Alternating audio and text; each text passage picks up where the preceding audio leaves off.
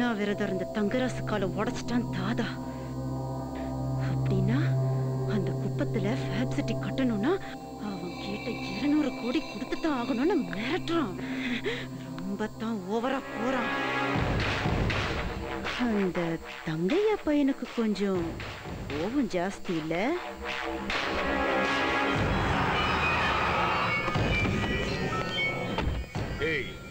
எங்க அப்பாவை பத்தி தப்பு தப்பா பேசுறியா? அப்படி பேசல.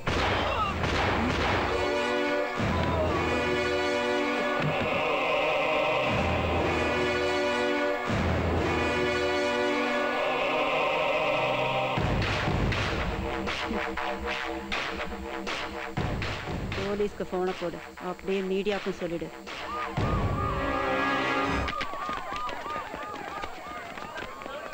நார்மலா கை வைக்கிறேன். ஒருடே உள்ளைக்கு ஒரு சட்டம், பொதுமக்கள் ஒரு சட்டம் கிடையாது. தப்பு பண்ணதான் சொல்லல, அரெஸ்ட் பண்ணிக்கடே.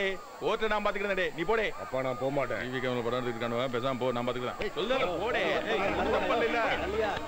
இது நிச்சயமா எதிர்கட்சிக்காரனும் செஞ்ச சதி, எனக்கு நல்லா தெரியும். சட்ட ரீதியா செஞ்சுக்கிறேன். நீ போடே, கூட்டு போவே. டிவி காரனுக்கு வேற வேலையே கிடையாதா? ஆவுனா தூக்கிட்டு வந்துருக்கீங்களாப்பா? போங்க, போய் ஏதாவது கல்யாண வீட்டுல கவரேஜ் பண்ணுங்க. போங்க.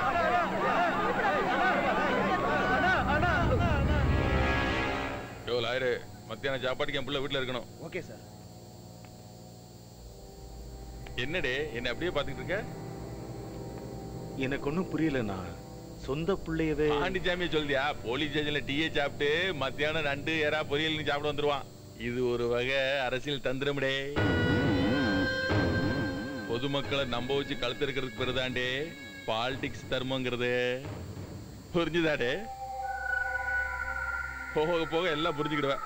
சரிதாசே, பாண்டிச்சாமி இல்ல, நீ போய் மாமலை வசூல் பண்ணிட்டு வந்துரு. அண்ணா நீ கூட மாமா 5 வருஷத்துக்கு ஒருக்கா ஓட்டு போடுறதுக்கு நம்மகிட்ட காசு வாங்கிட்டு தான் ஓட்டு போடானுவா. அத வாரம் இன்ஸ்டால்மெண்ட்ல இப்படி தாண்டி வசூல் பண்ணணும். ஒவ்வொரு எலெக்ஷனுக்கும் 10 கோடி ரூபாய் செலவு பண்ணி தானே ஜெயிக்கிறோம். சும்மா இல்லையா? 10 கோடியா? தனியா போவாத, நம்ம பயலுல கூட்டு போ. 10 கோடியா?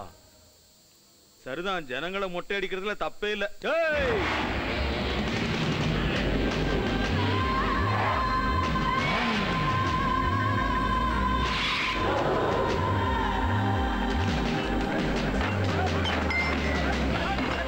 என்னடா மரியாதை சொன்னா கேட்க மாட்டியா? பந்த குறா பாடி. ஐயோ பணம்.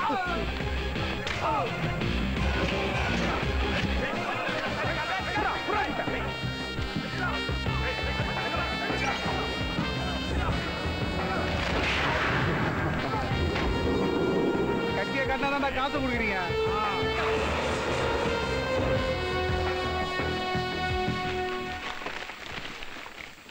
இல்ல தம்பி, 2 மூட்டையா கட்டிடே. ஒண்ணு கட்சி நிதிக்கு, இன்னொன்னு நமக்கு. இந்த பணம் உனக்கு. அண்ணா இவ்வளவு பணம் எதுக்குண்ணா? அண்ணா எனக்கு ஹீரோ சான்ஸ் வாங்கி தரேன்னு சொன்னீங்கல்ல, அதை செய்யுங்கண்ணா. நானே பணம் சம்பாதிச்சுக்கிறேன். சினிமால என்னத்தடா கிழிக்க போற? ஹிட்டானா ஹீரோவா இருப்ப, இல்லைன்னா ஒருத்தனை செய்தாம அனாதை அனுப்ப. இப்பெல்லாம் ஒரு படம் நடிச்சவன் கூட அடுத்த முதல்வர்னு அரசியலுக்கு தான் வராமடே. எதுக்குன்னு தெரியுமா? பவரோட சேர்த்து பைசாவும் இங்கதான்லே கிடைக்கும். இந்த பாரு, என் பேரன் வளர்ந்த பிறகு நம்ம கட்சியில இளைஞரணி தலைவராக்குவேன். கட்ட பஞ்சாயத்துல காசு பார்க்கலாம், தெரு தெருக்கு கட்ட விட்டு வைப்பானுவா. நீ ரோட்ல போகும்போது உன்னை அரெஸ்ட் பண்ண போலீஸ்காரனுவ உனக்கு குனிஞ்சு சலாம் போடுவானுங்க. என்னைய நான் சொல்லுது, வாங்க ஐயா வாங்க ஐயா, ஐயா ஐயா வாங்க ஐயா ஐயா. உனக்கு நேரம் நல்லா இருந்துச்சுன்னா நீ எம்எல்ஏ கூட ஆகல. என்னைய மாதிரி சொல்ல முடியாது. யார் தலையில என்ன எழுதின்னு யாரு கண்டா?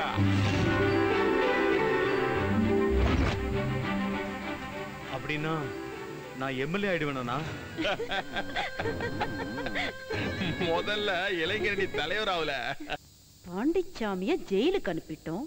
அந்த தங்கையா அடங்கிட்டான் நினைச்சிட்டு இருக்கையில இடையில இந்த தாஸ் யாருடா? அந்த தங்கராசு அடிச்சது கூட அவன் தான் மேடம். அவனை சீக்கிரத்துல இளைஞரணி தலைவர் ஆக்க போறாங்களாம். நாளைக்கு காந்தி பார்க்ல எல்லா கட்சிக்காரங்களும் ஒன்னா சேர்ந்து பாத யாத்திரை போறாங்களா மேடம்? அவங்கள தடை பண்றதுக்கு தாஸ் அனுப்புறாங்களா மேடம்? Correct chance. நீங்களும் ஒரு கட்சி கொடியை எடுத்துக்கிட்டு அந்த கும்பலா சேர்ந்துருங்க. அந்த தாச வெறுப்பேத்துங்க. சந்தர்ப்பம் கிடைக்கிறப்போ அவனை போட்டு தள்ளுங்க. மற்ற விஷயத்தை நான் பார்த்துக்கிறேன்.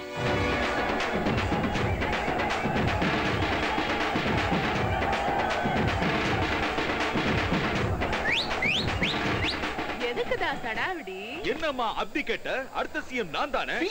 தாதா சார் உனக்கு இளைஞரணி பொறுப்பு தானே தரனாரு? இளைஞரணி தலைவர் அடுத்து எம்எல்ஏ, அப்புறம் எம்பி, அதுக்கப்புறம் சிஎம். அண்ணன் எழுச்சி தளபதி, அண்ணன் எழுச்சி தளபதி. கண்ட கருமாந்திரலாம் அந்த தளபதி இந்த தளபதின்னு போட்டுக்குதுன்னா நீங்களும் அப்படியே பிச்சை முத்தண்ண. டேய் எம்எல்ஏக்கு அப்புறம் எம்பி இல்லடா, மந்திரி ஆகணும்.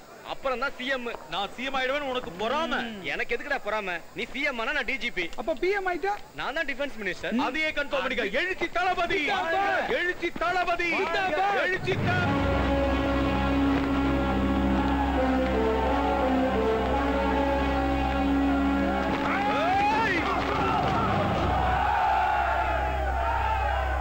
காந்தி மேல உங்க கட்சி கொடியை போத்த விட மாட்டேன். அத கேட்க நீ யாரா? காந்தி என்ன உங்க குடும்ப சொத்தா? வெட்டி பேச்சு என்கிட்ட வேணாம். 2 நாளைக்கு முன்னாடி தான் அரசியலுக்கு வந்தவ நீ. நாங்க காலங்காலமா காந்தி மேல எங்க கொடியை கட்டிக்கிட்டு இருக்கோம். பழைய கதையெல்லாம் பேசாத. இன்னையில இருந்து காந்தி எங்களுக்கு மட்டும்தான். அனாசிமா பேசினா அவன அட்ரஸ் இல்லாம தேவையில்லாம பிரச்சனை பண்ணிட்டு இருக்காத. நாங்க எங்க கட்சி கொடியை வந்து காந்தி மேல உனக்கு மட்டும் தனியா சொல்லணுமா? காந்தி சென்டர்ல ஒரே ஒரு கொடி தான் பறக்கணும். ரொம்ப திமிரா பேசாத, ஒதுங்கி போ. எங்க கொடி நாங்க காந்தி மேல விலகி போயிட, இல்லனா செத்து போடுவேன். திமிர கட்டுறியா? உன்னை விட்டேன்னா உன் தாவா கிட்ட தீர்ந்துரும் அவனை. இவனை போடுங்கடா ஃபர்ஸ்ட்.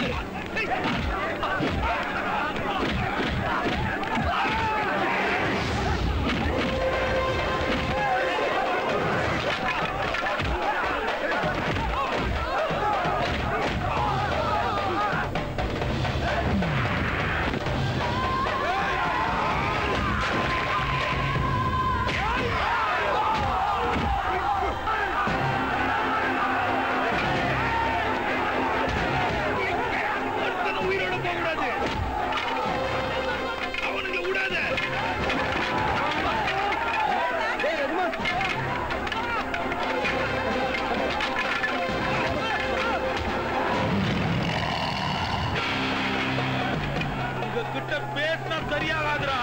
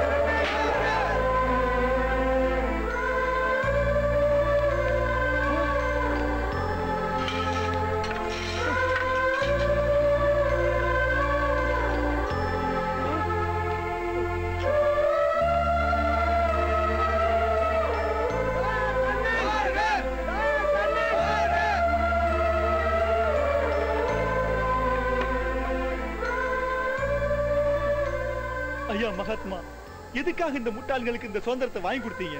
எந்த ரத்தம் இந்த மண்ணில சிந்த கூடாதுன்னு நீங்க வாழ்க்கை பூரா போராடுனீங்களோ அதை உங்களுக்காக இந்த அரசியல்வாதிங்க உங்க கண்ணு முன்னாலே சிந்த வச்சுட்டாங்க. புனிதமான இந்த இடத்தை கரை படிஞ்ச தங்களோட கொடிகளால இந்த அரசியல்வாதிங்க அசிங்கப்படுத்திட்டாங்க ஐயா.